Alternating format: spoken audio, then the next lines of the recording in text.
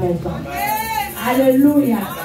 Alors, là, maman, donne-moi le temps. Le mois de mai, je serai avec vous. Alléluia. Amen, amen. Est-ce que vous avez servi à quoi? Alléluia. Si elle est un pasteur le dimanche, ça va concentrer pour ne pas partir d'ailleurs. Mais il y a le but, non, maman, je serai là. Amen. Et l'homme de Dieu est là. Tant on a tellement, il dit tellement, bon, il y a un qui toque,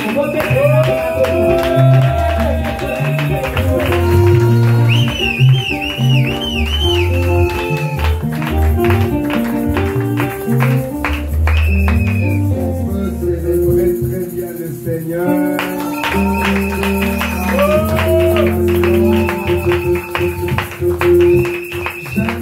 J'aime la joie que je vois sur ton visage. Est-ce qu'on peut célébrer le Seigneur avec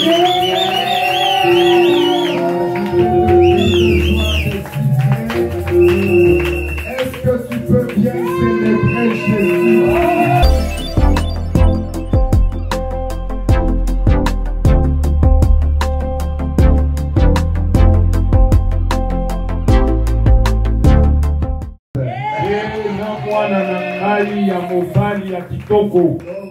Avec cette église, maman, on a une histoire.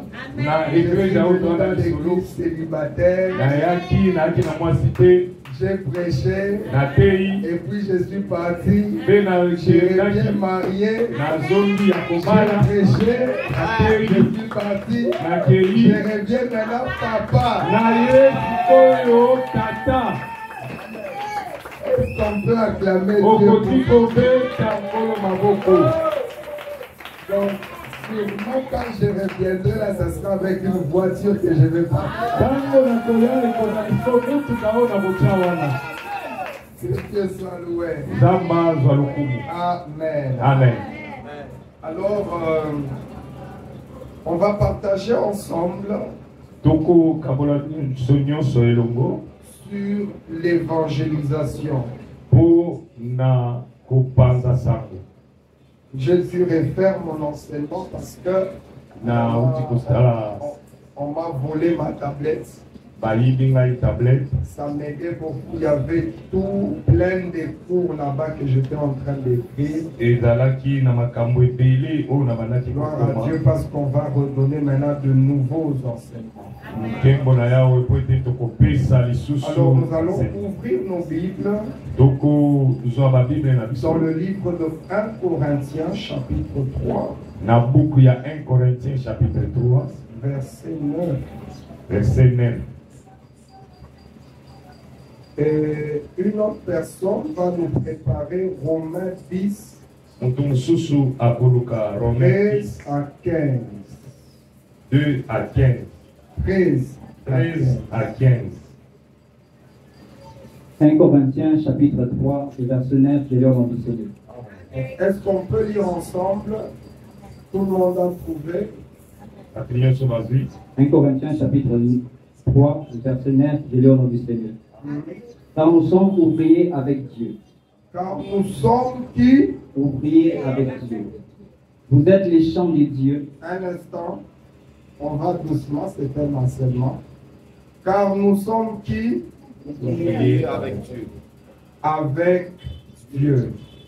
Car nous sommes comment? Ouvriers avec Dieu. Ouvriers avec Dieu. On peut s'asseoir, on acclame la parole de Dieu. Père, nous te bénissons pour ce message. Nous te bénissons pour ces cultes. Nous te bénissons pour tes objectifs que tu vas t'atteindre dans ces cultes. Que la gloire soit répandue sur ces cultes au nom de Jésus. Amen. Amen. La Bible dit, nous sommes ouvriers avec ça devait nous choquer, n'est-ce pas? Amen. Parce que la Bible n'a pas dit nous sommes ouvriers de. Mais la Bible dit nous sommes ouvriers. C'est-à-dire Dieu lui-même, il est un ouvrier. Et nous aussi, nous sommes ouvriers comme lui. Ces versets vous enseignent qu'il y a 3 dimensions dans la foi chrétienne. Il y a la dimension d'enfant de Dieu. Il y a la dimension de serviteur de Dieu. C'est ce que maman a dit, c'est un instrument de Dieu. Mais il y a aussi la dimension des partenaires de Dieu.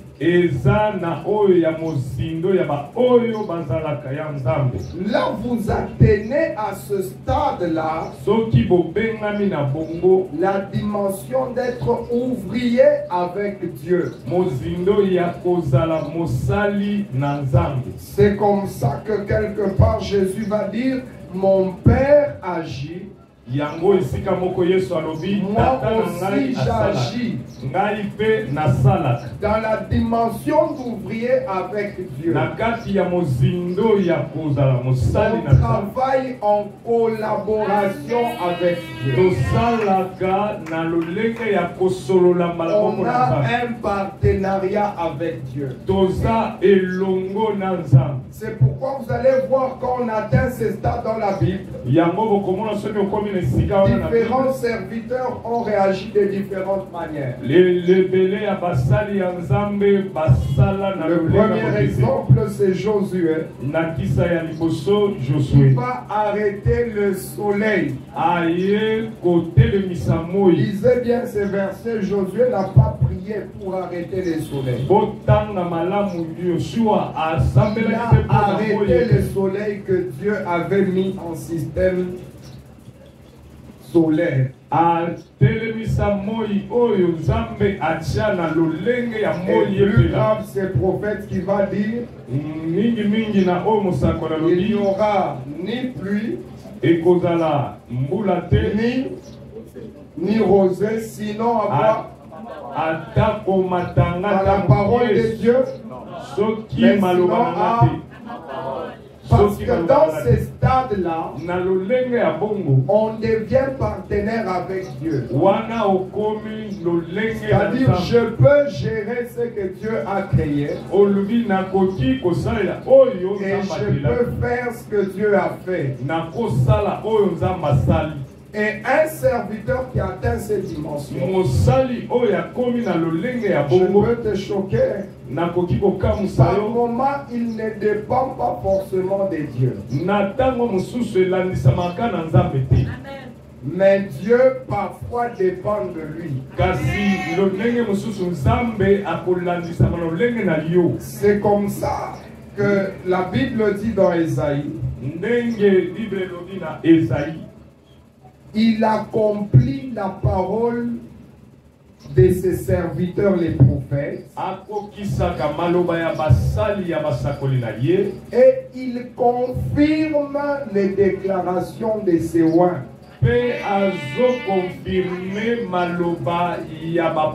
C'est-à-dire les prophètes, eux, c'est bien ce qu'ils font, mais ils ne disent que ce qu'ils ont reçu de Dieu. Et c'est ça qui s'accomplit. Mais un oint de Dieu qui travaille en partenariat avec Dieu, ce qu'il dit, Dieu n'a pas forcément dit, mais Dieu l'accomplit. Parce qu'il atteint le cœur de Dieu. Bien sûr, il doit rester en communion avec le Seigneur. C'est pourquoi sur l'autel de maman Sylvie, en tant que serviteur de Dieu, je déclare que tu es béni. Je déclare que ta vie est bénie. Ta destinée est bénie. Tes projets sont bénis. Tes plans sont bénis au nom de Jésus. Est-ce qu'on peut acclamer le Seigneur? Vous savez, La bénédiction est une assurance. Un homme béni, c'est un homme béni. Vous pouvez faire tout ce que vous voulez, mais c'est une personne bénie. Regardez Joseph. Il est dans la maison de son père. Il est béni. Plus aimé de tous ses frères. Ses frères disent ok, ça va. Comme lui il veut nous montrer qu'il est béni, on l'enlève de là. On va les vendre comme esclaves. Il arrive dans la maison de Potiphar. Un homme qui est béni attire toujours l'amour. Chez Jacob, son père l'aimait. Il arrive dans la maison de Potiphar, la femme de Potiphar l'aime. Parce qu'il est béni. Parce que l'amour est le pilier ou le canal de la bénédiction matérielle. Cet amour lui laisse beaucoup de privilèges. Alors la femme de Potiphar voit que c'est compliqué. On l'envoie en prison. Dans la prison là aussi, il est aimé. Il devient chef de la prison. Les geôliers l'appréciaient. Après un temps, la lève de la prison, il revient à la maison du roi. Là aussi, il est aimé. Un homme qui est béni, il est béni. La bénédiction n'est pas attachée parfois à un lieu, un confort. Parce qu'il est béni. C'est pourquoi je déclare que toi tu es béni au nom de Jésus. Ta vie est bénie au nom de Jésus. Tu réussiras en tout lieu et tu réussiras partout. Tu connaîtras du succès partout. Tu avanceras partout. Et cela au nom de Jésus. Vous savez, j'ai déménagé d'où j'étais, maman. Je pense maman était à la maison une fois, elle a vu. Bon, quand je suis arrivé là-bas, c'était un frère avec qui on priait. Bon, j'ai dit c'est un chrétien. Donc je peux prendre des risques de dépenser l'argent pour arranger la maison. Je pense avoir, bon, je ne peux pas citer les montants parce qu'on est à l'église, mais j'ai dépensé beaucoup d'argent. Moi-même j'ai mis la toiture, j'ai mis les carreaux dans la maison, j'ai amené des camions de sable pour mettre des crépissages, les portes. Et puis après un temps, je suis en train de préparer la maternité de ma femme. Les messieurs qui viennent, oh, je vais rentrer dans ma maison. Quoi? J'ai fait ça pour 5 ans. Comme ça, j'essaie de me concentrer sur l'achat parcelle de l'église. Faire autre chose. Et puis après 5 ans, commencer à penser autrement. Et je vais rentrer dans ma maison. J'ai regardé. Je l'ai dit. Où est-ce que tu fais? Ce n'est pas chrétien.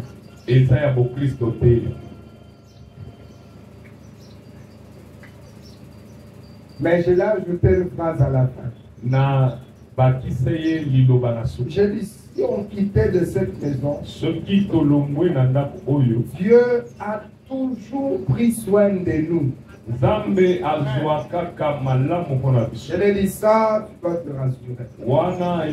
Notre bonheur n'est pas attaché à ça.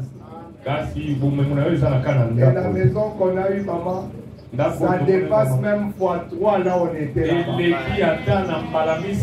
Ça c'est vraiment Dieu qui nous a enseigné. Après on s'est dit avec madame après, vraiment, il fallait cette affliction parce qu'on ne comprenait pas. C'était pas une période facile, ta femme à l'hôpital, pour en train de circuler, chercher à gauche, l'argent ici, tout ceci. Mais je dois vous dire, quand tu es béni, tout territoire, même si on essaie de t'enlever, dans le ciel, il y a toujours un Dieu qui prend soin de nous. Ça c'est l'assurance. Je l'ai dit au départ. La bénédiction est une assurance. Dieu veille sur nous. Que Dieu soit loué. Alors avant de commencer les choses sérieuses, je voulais un peu préparer l'atmosphère. La première note pour nous qui écrivons. Nous travaillons en partenariat avec Christ. C'est-à-dire, Dieu a sa part de responsabilité. L'homme aussi a sa part de responsabilité. Lorsque vous servez le Seigneur, il y a des choses que Dieu peut faire. Il y a aussi des choses que Dieu ne peut pas faire. Lorsqu'on fait un partenariat, c'est l'union des deux personnes pour être plus fort et réussir quelque chose. Le proverbe déclare 2 valent mieux que 1. Et le proverbe si un peut battre 1000, deux peuvent battre 10 000. C'est pourquoi vos compétences sont importantes dans l'œuvre de Dieu et dans le ministère. Première note, deuxième note plutôt. Si Christ a fait avec nous ces partenariats, c'est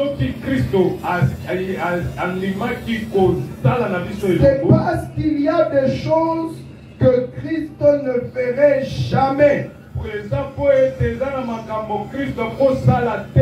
Par exemple, l'évangélisation.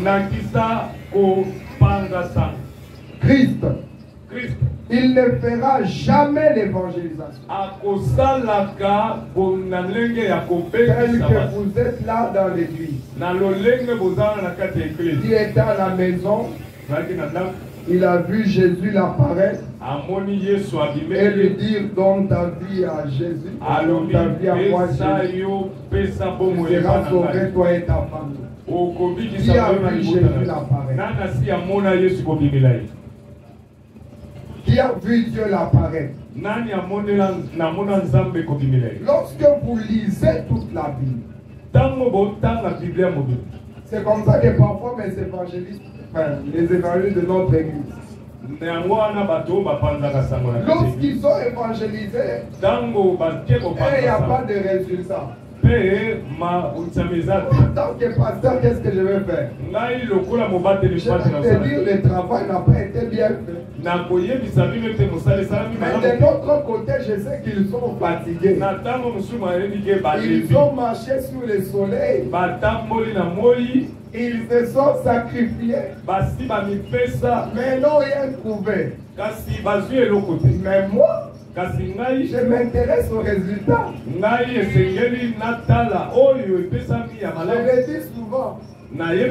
Si l'église n'avançait pas, je vais aller dire quoi mon père spirituel? Oh, les gens ne viennent plus à l'église.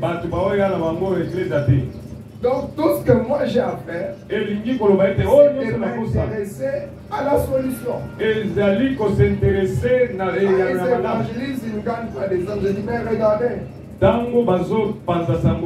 Vous ne travaillez plus bien. Vous ne vendez plus bien. Là, tu vois dans la façon, c'est-à-dire, la c'est oh pasteur, nous on a fait le travail. D'ailleurs, les âmes, c'est Dieu qui les gagne. Je dis non. C'est pas Dieu qui gagne les âmes. Cette histoire d'attendre que Dieu gagne lui-même les âmes. Dans toute la Bible, maman, de Genèse à l'Apocalypse, il n'y a qu'une seule personne qui a été gagnée par Dieu. C'est Paul. C'est bien que lui, Dieu s'est apparu à lui. Je suis le Dieu que tu persécutes. Bon, maintenant, regardez, hein, les millions ou les milliards d'âmes qui ont été sauvées par l'évangélisation. Quand vous étudiez la corrélation, c'est-à-dire si vous comptez sur Dieu, pour qu'il aille apparaître aux gens, vous aurez une âme sur 1 milliard. C'est pour vous dire qu'il y a des travaux que Dieu ne fera pas. Il est vrai que Dieu peut convaincre quelqu'un. Mais c'est notre travail de gagner les âmes. C'est pourquoi l'épaule là lui-même que Dieu a gagné. Dans Romains, chapitre 10, verset 13 à 15. Verset 13 à 15. Il dit ceci. Car quiconque invoquera le nom du Seigneur sera sauvé. Alors il enchérit au verset 14 en disant, comment donc invoqueront-ils celui en qui ils n'ont pas cru? La suite il dit, et comment croiront-ils en celui dont ils n'ont pas entendu?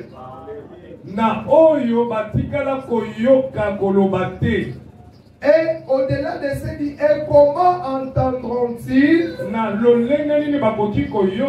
s'il n'y a personne qui fasse quoi? Ou qui évangélise? Le verset 15. Et comment y aura-t-il de prédicateurs s'ils ne sont pas envoyés? S'il n'y a pas de gens ici à l'église qui sont envoyés, comment il y aura des prédicateurs? Selon qu'il est écrit qu'ils sont beaux, le pied de ceux qui annoncent la paix. Cette équation est grave. Et l'eau passe. Quiconque invoquera, pour qu'il y ait quelqu'un qui prie, il faut qu'il y ait quelqu'un qui croit. Pour qu'il y ait quelqu'un qui croit, il faut qu'il y ait quelqu'un qui, comment? Qui parle. Pour que et pour qu'il y ait quelqu'un qui parle, faut qu'il y a quelqu'un qui prêche. Et pour qu'il y ait quelqu'un qui prêche, faut qu'il y ait quelqu'un qu'on a déjà envoyé. Donc la mission ici est grande. Parce que la Bible dit, quiconque invoquera le nom du Seigneur sera sauvé. Il y a des gens qui meurent dehors parce qu'ils ne prient pas. Il a un problème. Il peut prier, mais il n'a jamais entendu parler de Dieu. Sa maladie les tue. Ses problèmes les tuent. Sa vie de péché les tue. Parce qu'il n'y a personne qui est là pour simplement le parler de Dieu, afin qu'il croie, pour qu'il ait la possibilité de prier. C'est pourquoi ce n'est pas un jeu. Évangéliser, c'est sauver de vie. Évangéliser, c'est sauver des âmes. Vous voyez mon nom Claude Bangala. Moi, je suis du Katanga. Comment j'ai un nom de Quinois? Lorsque maman était enceinte de moi, elle allait évangéliser avec moi. Alors, en pleine évangélisation, elle a rencontré un monsieur qui se nommait Claude Bangala Titia. C'est ce monsieur-là qui est entré avec Mouzé Kabila lors de la peine. Il a trouvé ce foyer-là était en train d'être détruit. C'était des païens tout fait.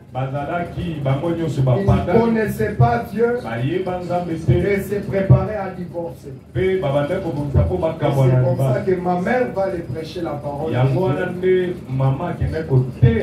Alors, ils vont donner leur vie à Jésus. Et ce sont des gens de Kinshasa. C'était juste un monsieur un peu au Katanga. Jusqu'aujourd'hui, je pense que le monsieur est en vie. Et c'est comme ça qu'il va dire non, non, non. C'est que vous avez fait entrer dans ma vie. L'enfant qui est là, il faut qu'il porte mon nom. Et c'est comme ça que j'ai porté le nom de Claude Bangal. Les fruits de l'évangélisation. Donc c'est de là que vient mon nom. Les fruits de l'évangélisation. Et ce foyer a été sauvé. Parce que par l'évangélisation, vous pouvez sauver de vie. Et comme j'étais le fruit de l'évangélisation, déjà à 11 ans, mes liens ont commencé à me réclamer. Jusqu'à ce que je me suis retrouvé serviteur de Dieu. Donc c'est très important de travailler dans l'évangélisation. Que Dieu nous bénisse et que Dieu soit loué. Alors je vais prendre un cours que j'ai écrit et que j'ai déjà donné chez nous. Et c'est avec ça qu'on va clôturer l'enseignement d'aujourd'hui. Ce sont les 6 différents styles de l'évangélisation. Le 6 différents styles de l'évangélisation. Le 6 différents styles de l'évangélisation. Je pense que prochainement, je viendrai même avec des syllabus. Donc, j'ai ce dimanche. J'ai aussi l'autre dimanche. J'espère qu'il me reste 30 minutes, maman.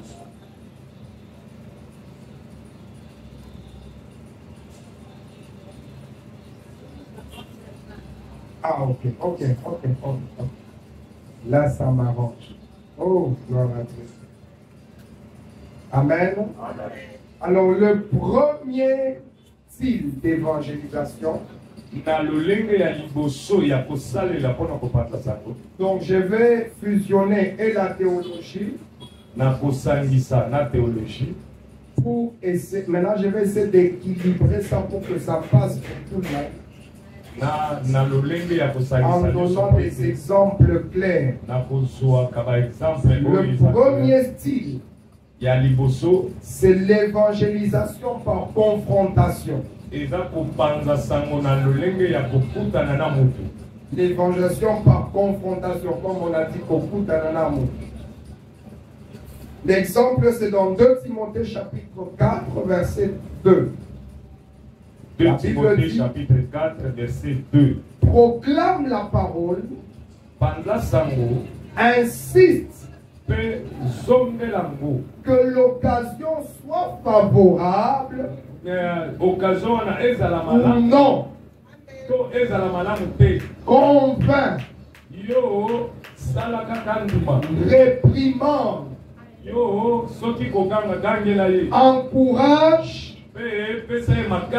par ton enseignement avec une patience inlassable. 2 Timothée chapitre 4, 2 Timothée 4, verset 2. Verset 2. Donc, c'est-à-dire l'évangélisation par confrontation. Ça ressemble aux apôtres. Ça devient plus brutal. C'est-à-dire que les temps soient favorables ou pas. Toi pas. Moulez ça là.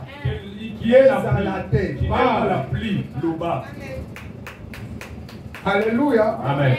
Et plus grave, on te dit réprimande. C'est-à-dire, comment l'évaluation à Zoganga? Parce qu'il est en train de reprocher quelqu'un. Toi, tu penses à quoi? Avec ta vie là, tu iras en enfer. C'est un style d'évangélisation. Donc il y a des gens, quand ils commencent à t'évangéliser comme ça, ils te condamnent du début jusqu'à la fin. Mais qu'est-ce qu'il veut ce type? Pour moi, il est brutal comme ça. Donc, vous devez proclamer la parole de Dieu. Ça, c'est la première dimension. Quand j'ai proclamé, parce qu'il y a des gens qui ont des oreilles difficiles, je proclame comme ça n'entre pas. Alors la Bible dit, insiste. C'est-à-dire, je viens encore reproclamer de Dieu. Que l'occasion soit favorable ou pas.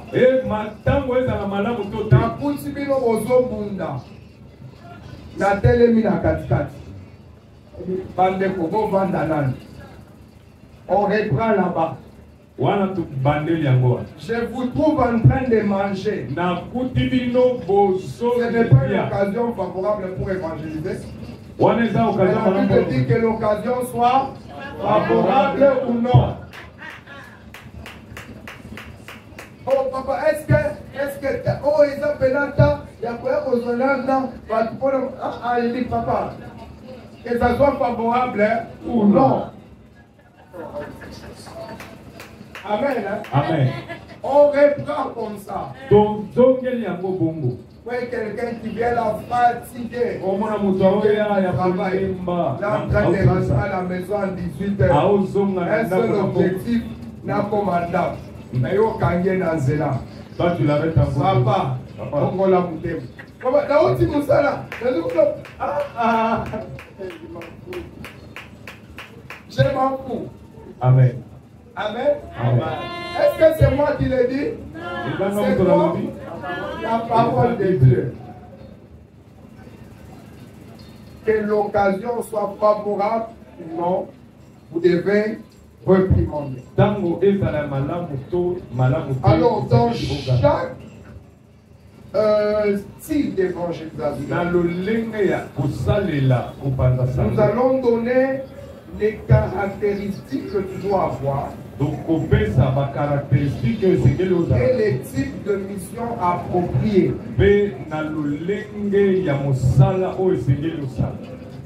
Par exemple, celui qui peut faire l'évaluation par confrontation, il a des qualités qu'il doit avoir. Première qualité doit être confiant, libre. Il ne doit pas être un homme qui évite les conflits.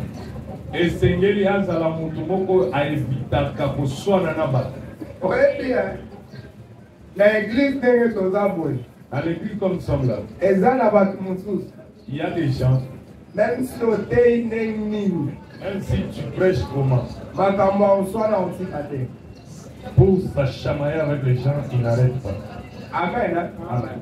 Donc il y a des personnes, même si à bon nous t'aiment, oui, mais qui nous t'aiment en moto wana, azatanango. Ça peut servir à l'évangélisation. Et qui fait qu'au sale la peau Amen. Amen. Parce qu'un koulouna, il faut un koulouna pour l'évangéliser.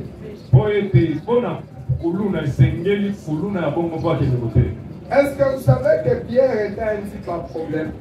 Oui, Jésus a attaqué. Jésus a attaqué. Il vient, il prend la machette. Il coupe l'oreille de quelqu'un.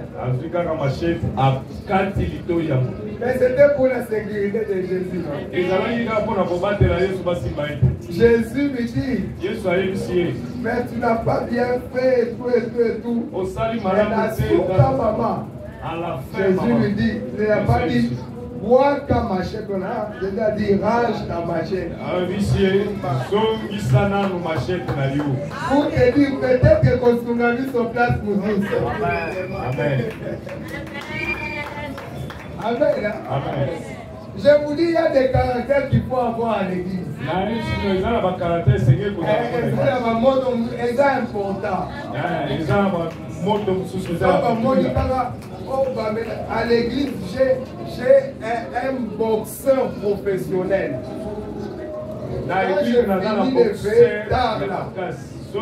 On reste avec lui. Tous les koulouna de Kitambo les connaissent. Même 2 heures, vous êtes à l'aise. À 2 heures, vous êtes bien. Déjà,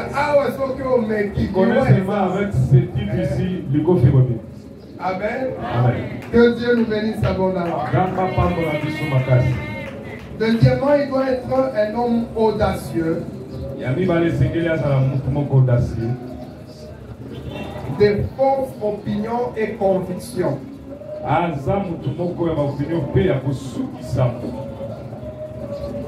Et troisièmement,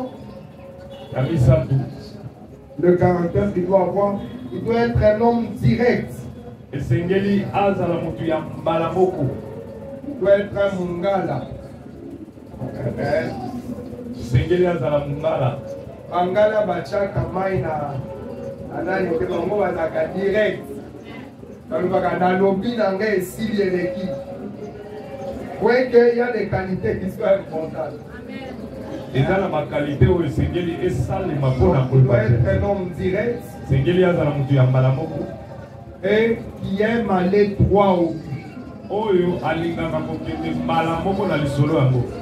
Je suis parti dans une famille. La maman de la femme m'appelle. Maman et moi, c'est avec nous. Elle me dit, papa, je ne sais pas qu'est-ce qui commence à arriver à ma fille. Moi, j'ai bien éduqué ma fille.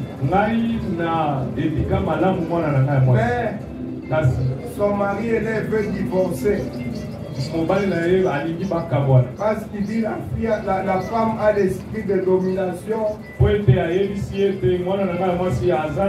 femme fait toujours comme si elle est chef. C'est un couple qui prie avec nous à l'église. J'ai dit ok. Quand je suis arrivé à la maison, et papa m'explique. Il pensait que j'allais les donner raison. J'ai dit non, ta femme n'a pas tort. Moi, si Nayo a dans raison. C'est sa façon d'être.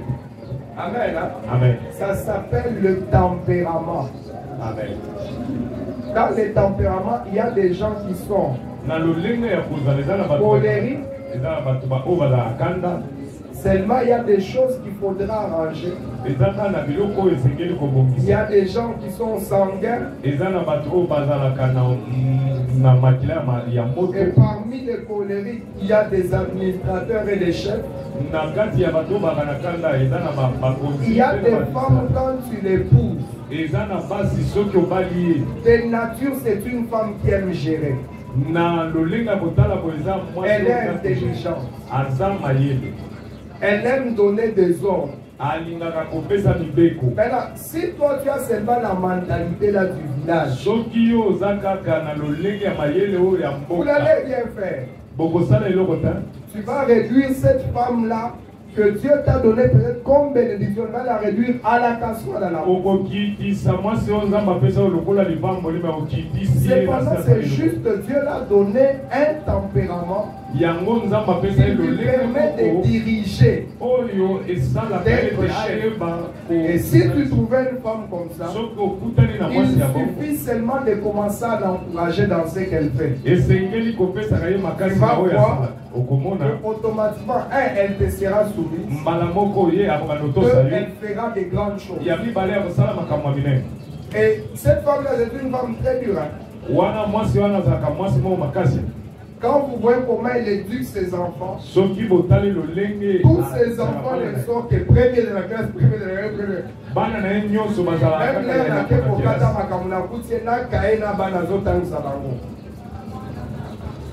Très discipliné.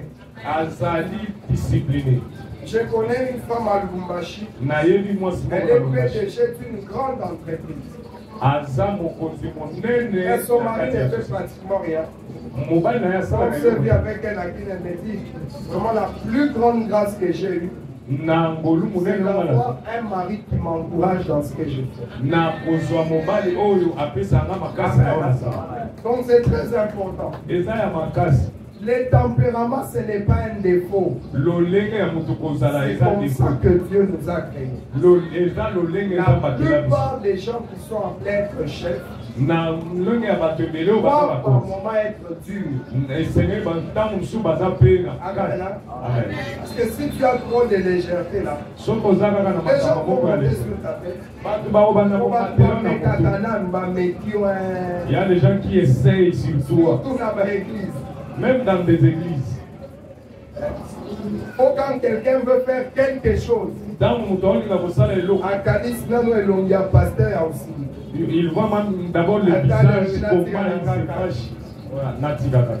Amen. Hein? Amen. C'est très important. Parce qu'il y a des gens par moment, quand tu laisses juste un peu seulement. Un peu seulement.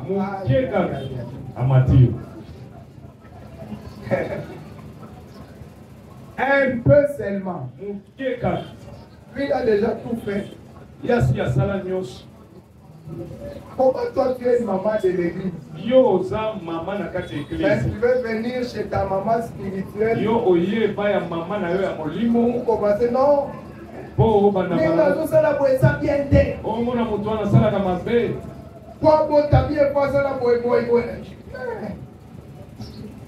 C'est quoi? Si tu leur donnes un petit accès, ils vont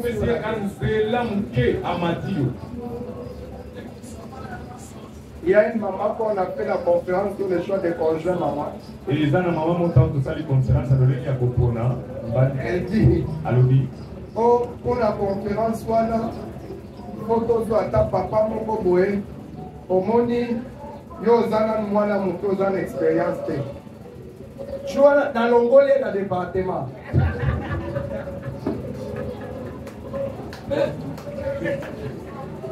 J'ai goûté.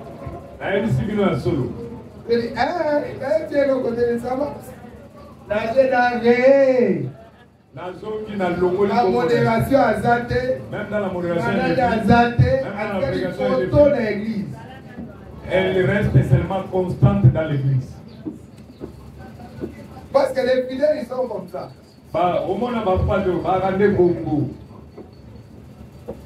Il y a un autre frère là qui voulait me faire des histoires. Et les frères commencent à aller prendre les actions de grâce des gens. Avant 5 mois. 5 mois. Ni modération, ni rien.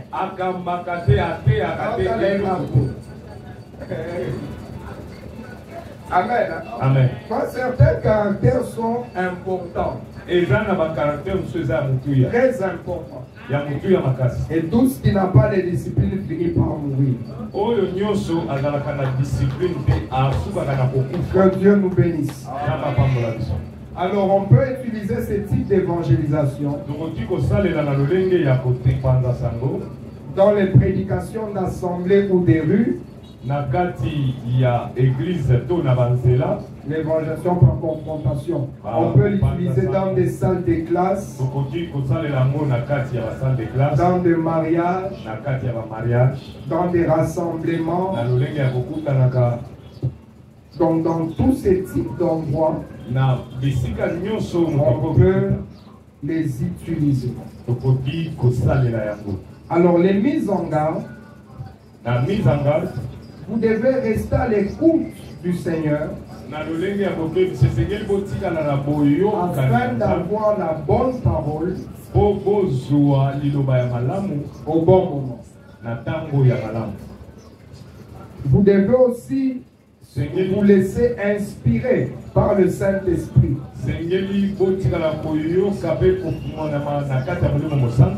Cela vous évitera de commencer à sauter sur chaque situation. Parce qu'il y a des gens qui font des excès. Quand tu veux évangéliser, si tu es conduit par le Saint-Esprit, tu sauras où aller, quand aller et que dire. Que Dieu nous bénisse. Le deuxième type d'évangélisation, c'est l'évangélisation par témoignage.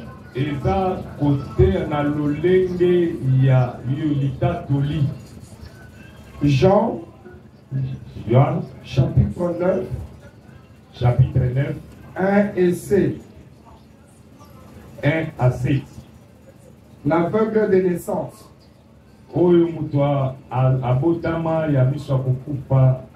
La Bible dit, il raconte l'événement en donnant des détails de la guérison. Tous ceux qui lui demandaient.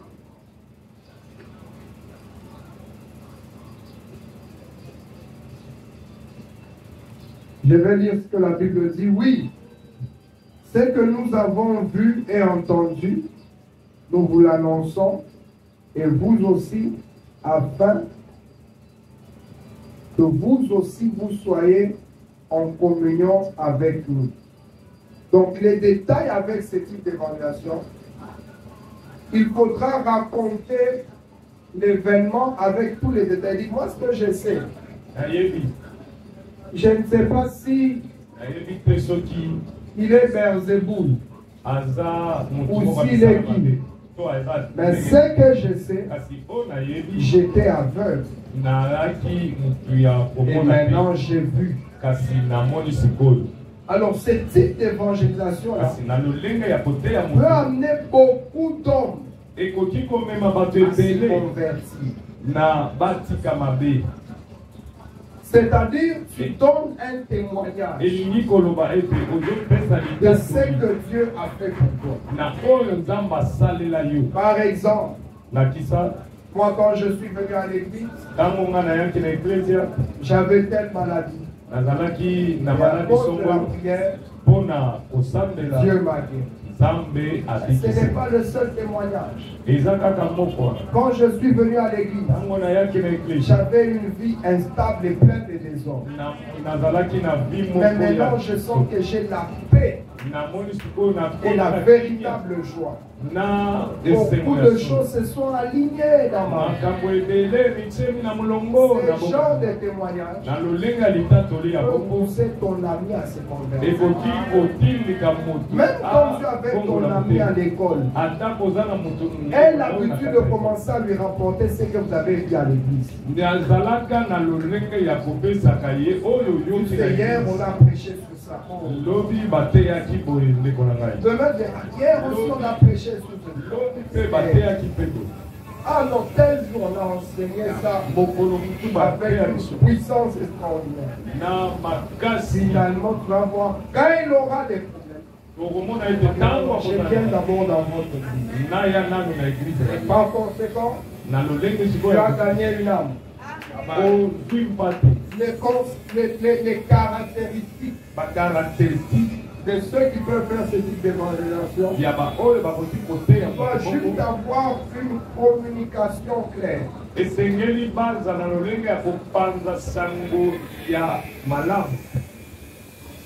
Il doit être aussi un homme capable d'émouvoir ou d'attirer par ses témoignages, par sa manière de parler.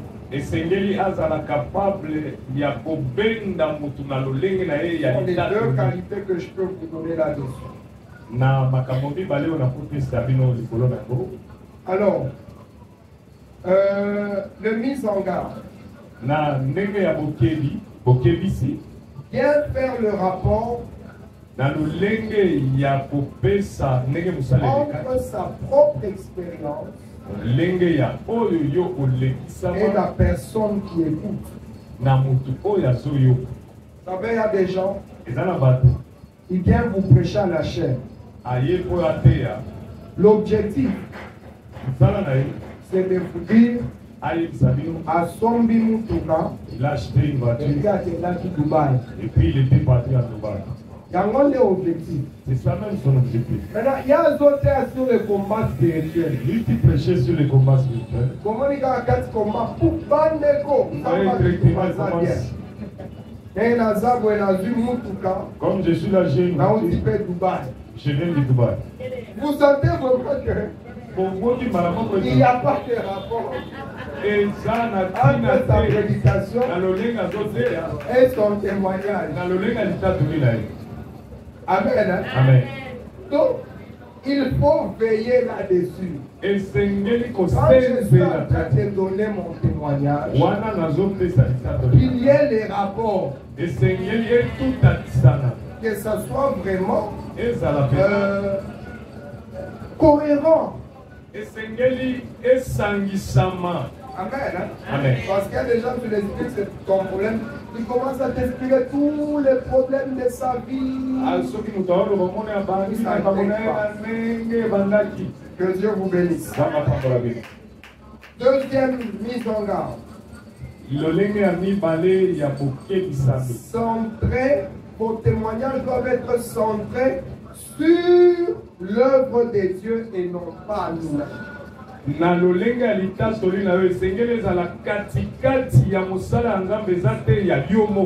me fait peur avec les témoignages, c'est que certaines personnes qui viennent témoigner, c'est pour vous montrer comment il n'a plus ton niveau, pour t'informer de sa richesse.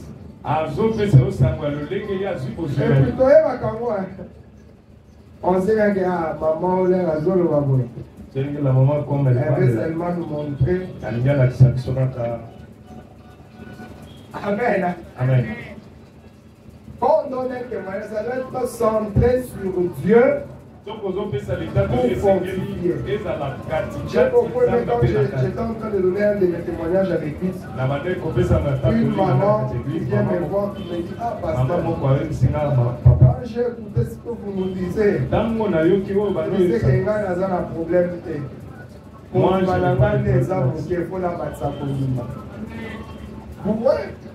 un témoignage, ça doit servir à des objectifs chrétiens. Pas une maman, heureusement, il n'y a pas ces mamans ici. Bande Konsamba, ça bien, hein? Amen. Bande Konenge na Sabwe, Samba Salinga Ngolu, na ke États-Unis, na komi na place où on va à maison Schengen. Pardon, moi tu m'appelles au Boutara, na komi États-Unis. Na komi na place, kuna soki oyeboe, bape saka, et loko babeka soki hamburger. Et puis on se la moulongo boye sila. Bien aimé bayambinga, nanda kumoko boye. Quand même.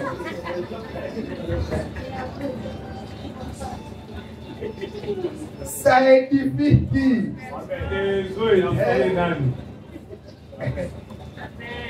Si tu as envie de nous raconter ton histoire, même à dans le téléphone, ce qui est l'équipe tellement que au pays au moins la vie qui vient, la qui boue. Et puis, mes collègues, ils ont dit parce que papa Chéli nous va statut. Nous avons dit qu'on tient la statut, nous venir traumatiser les gens à l'église. Pour qu'on puisse savoir que toi, ta vie a changé. Que Dieu nous aide. Troisième mise en garde. Écoutez l'histoire de l'autre avant de faire le lien avec votre vie. Donc vous devez écouter vraiment l'histoire de l'autre. Et puis maintenant vous pouvez établir le rapport. Vous pouvez établir le rapport. Le témoignage c'est bien. Mais ça doit venir pour fortifier. Ça doit venir pour encourager la foi. Par exemple, à la nuit du surnaturel qu'on a eu, avant qu'on commence la prière, je suis monté pour témoigner de comment on n'avait pas d'enfant. On a fait, je pense, une fausse couche. Et puis après, il y avait des soucis pour concevoir. Je suis venu à la nuit du surnaturel de l'année passée.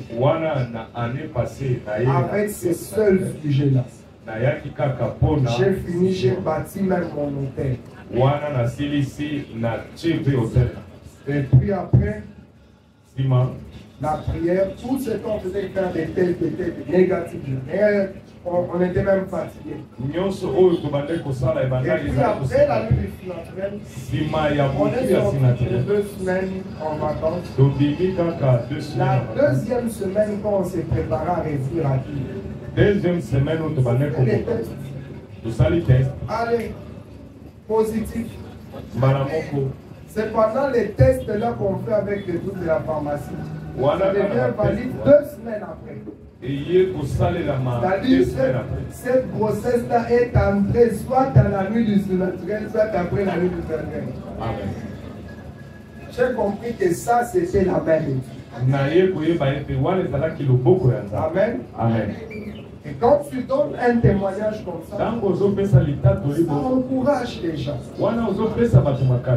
Parce que moi, Dieu m'a vraiment fait la grâce de prier pour les femmes stériles et les enfants. C'est vraiment un plaisir pour eux.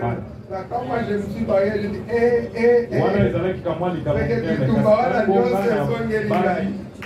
tous ces combats me reviennent.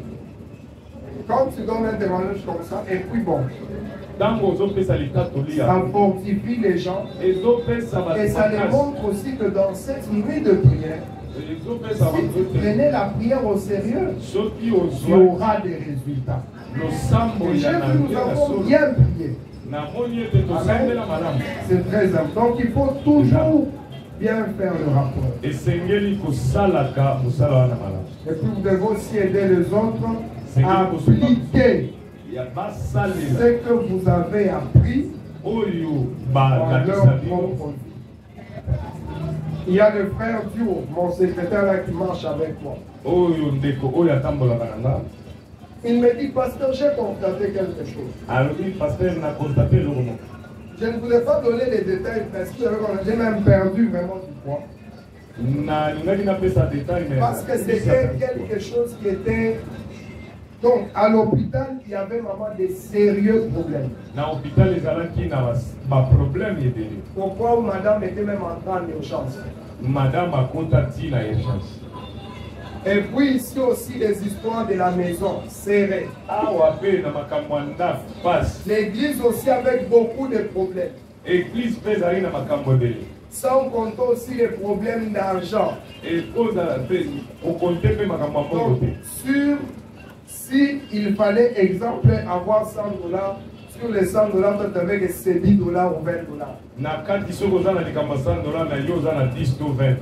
Et une fois, quand les médecins, on a fini avec le truc de l'hôpital, le médecin dit bon, il doit sortir demain. Vous savez, hein? Oui. Je quitte de l'hôpital, là j'arrive sur 24. Vertige, mon collègue. Tu dois trouver une somme avant demain. Moi, si à mon sein, on va t'engager à l'hôpital. Non. Vertige, mon collègue. Mais, après toutes ces épreuves-là, mon secrétaire me dit, papa, j'ai constaté quelque chose. Malgré tout ce que tu as traversé là, tu ne t'es jamais absenté à l'église. Tu ne t'es jamais absenté. Même les jours où je l'ai laissé en travail, je l'ai laissé là-bas, j'ai dit, moi je vais à la retraite. Je suis parti à la retraite. Et ici, ça devenait urgent. Après moi, je peux prendre la moto, je reviens. Car si Dieu ne garde, celui qui garde, garde en vain. Amen. Donc, c'est très important. Lorsque vous passez par des moments difficiles, il y a des leçons que Dieu doit vous donner et que vous devez donner aussi à l'autre. Aider les autres à appliquer, n'est-ce pas, ce que vous avez appris comme leçon. Il y a une femme là de l'hôpital qui ne savait même pas que j'étais pasteur. Alors, ce n'est qu'après, quand je partais, elle me dit, mon frère, tu sais que quand je vous ai vu prier là aux urgences, je suis rentré, j'ai dit à ma famille, j'ai vu un jeune garçon. Mais la manière dont il priait le Seigneur, si un passant comme ça peut être encouragé, un type comme ça, si tu l'invites à l'église, si tu l'invites à l'église, c'est sans beaucoup discuter. Donc, quand on fait ce travail-là, c'est pour nous aider à sauver et à gagner les âmes. Que Dieu nous bénisse abondamment. Alors, je vais finir par le dernier type et je vais continuer le 3.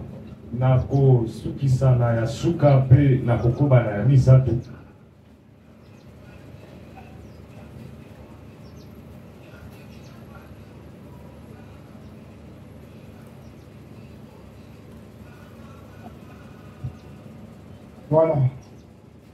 C'est l'évangélisation interpersonnelle, entre parenthèses amicale.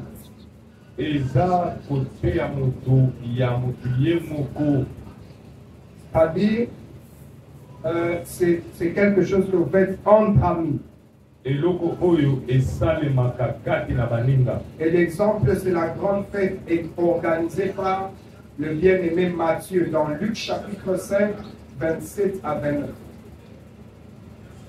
La Bible dit, juste après sa conversion, Matthieu invita ses amis à une grande réception, durant laquelle il va présenter à tous ses amis, collecteurs d'impôts,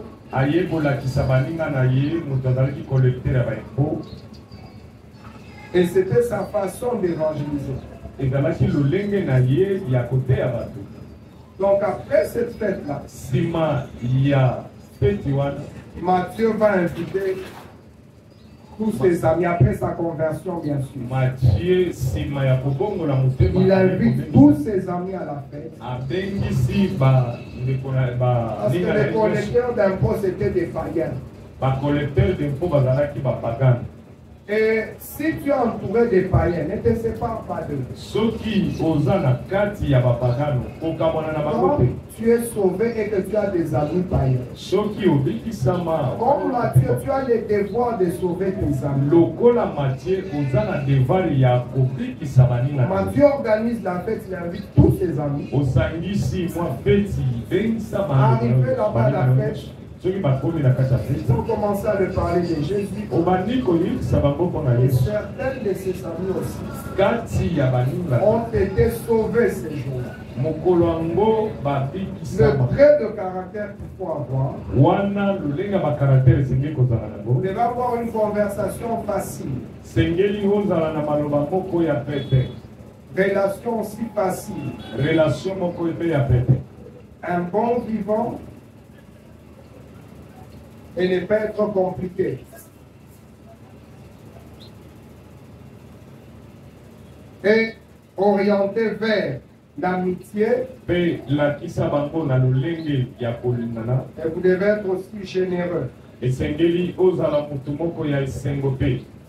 vous devez mettre l'action sur les gens et non sur les besoins.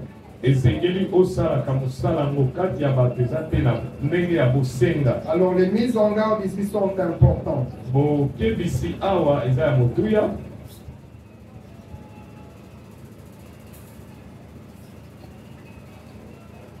Vous devez réduire le temps de la bonne nouvelle. Quand tu invites tes amis à la fête, ça ne va pas comme si tu les as invités dans un culte. Tu les as invités pour les évangéliser. Tu le parles juste un peu. Et puis tu laisses le Saint-Esprit faire. Mais vraiment que tu apportes l'intérêt à ce que tu es en train de faire. Et qu'il remarque ça. Au-delà de ça, vous devez tout faire pour éviter les conflits. Parce qu'entre amis, il y a souvent des disputes qui sortent. Si vous tombez dans des conflits, des païens, oh moi ma foi c'est comme ça, des trucs comme ça, vous l'avez perdu pour un temps. Donc je suis convaincu que ton voisin sera sauvé grâce à toi. Que Dieu bénisse sa parole. Est-ce qu'on peut acclamer le Seigneur avec toi et nous nous levons pendant que maman s'approche.